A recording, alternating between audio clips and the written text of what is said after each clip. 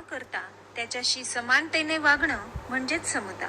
समता म्हणजे केवळ सर्वांना सारखं मानणं नव्हे, तर प्रत्येकाला प्रगतीची समान संधी उपलब्ध करून देणं होय.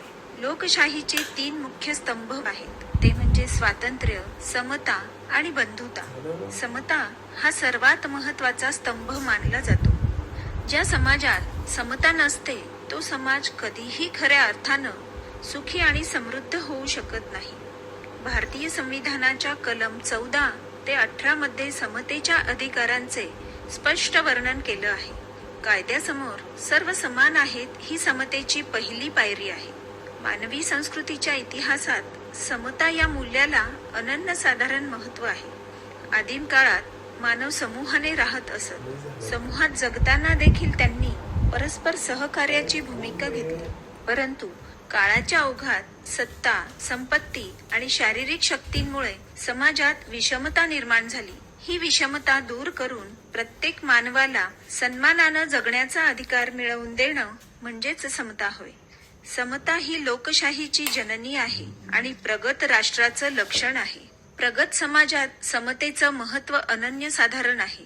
प्रगत समाजात विकासाचा पायाच समता या नैतिक मूल्यावर उभा असतो.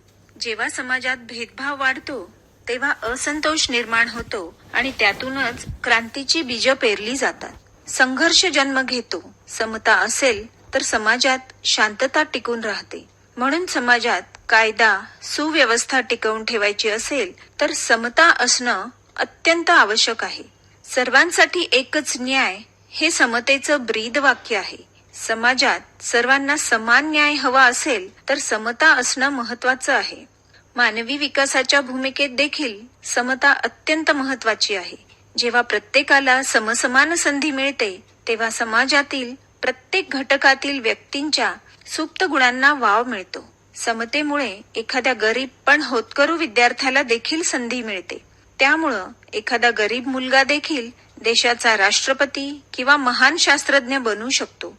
डॉक्टर APJ अब्दुल कलाम हे याचं उदाहरण आपण पाहू शकतो.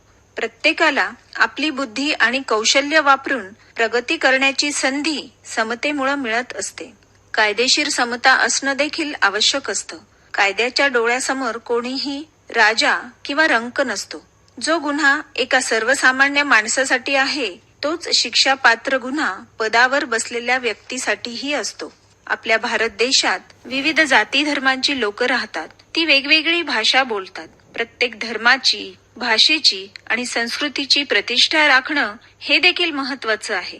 भारतासारख्या बहुभाषिक देशात सर्व भाषांना समान मान देणं ही सांस्कृतिक समता असते. भारतासारख्या विकसनशील देशामध्ये आपण जेव्हा समतेविषयी बोलतो, तेव्हा हे लक्षात घेतलं पाहिजे की निम्म्या लोकसंख्येला म्हणजेच स्त्रियांना दुय्यम वागणूक देऊन चालणार नाही. स्त्री पुरुष समानता ही काळाची गरज आहे आणि त्याशिवाय कोणताही देश प्रगती करू शकणार नाही. जेव्हा स्त्रिया शिक्षण घेतील आणि आर्थिक स्वावलंबी होतील, तेव्हाच खऱ्या अर्थानं समाजात कौटुंबिक आणि सामाजिक समता येईल. राजकीय क्षेत्रात स्त्रियांना मिळालेलं आरक्षण हे राजकीय समतेच्या दिशेनं पडलेलं एक मोठं पाऊल आहे. इतिहासाचा मागोवा घेतला तर पूर्वी समाजात अनेक प्रकारचे भेदभाव होते. जाती व्यवस्था, अस्पृश्यता, स्त्री पुरुष असमानता यामुळे अनेक लोकांना अन्याय सहन करावा लागत होता. परंतु समाज सुधारकांनी या अन्यायाविरुद्ध आवाज उठवला. महात्मा ज्योतिबा फुले आणि सावित्रीबाई फुले यांनी शिक्षणाचा प्रसार करून स्त्रिया आणि समाजातील वंचित घटकांना पुढे आणण्याचं महान कार्य केलं. राजर्षी शाहू महाराजांनी शिक्षण आणि नोकऱ्यांमध्ये मागासवर्गीयांसाठी आरक्षण देऊन समतेचा मार्ग खुला केला. डॉक्टर बाबासाहेब आंबेडकर यांनी भारतीय संविधानाची रचना करताना सर्व नागरिकांना समान हक्क देण्यावर विशेष भर दिला. त्यांच्या प्रयत्नांमुळे समतेची भावना अधिक दृढ झाली. समता ही लोकशाहीची मूळ आधारशिला आहे. जिथे समता असते, तिथे न्याय, बंधुता आणि स्वातंत्र्य टिकून राहते.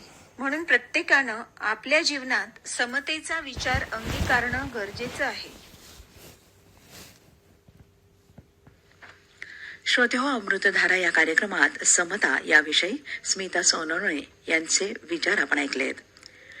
आकाशवाणी छत्रपती संभाजीनगर केंद्र श्रोते हो 6:10 आणि 27 सेकंद झाली आहेत. प्रसारित करीत आहोत स्वरांजली हा भक्ती संगीताचा कार्यक्रम. श्रोते हो, कार्यक्रमाच्या सुरुवातीला ऐकूया लता मंगेशकर यांनी गायलेली संत ज्ञानेश्वर महाराजांची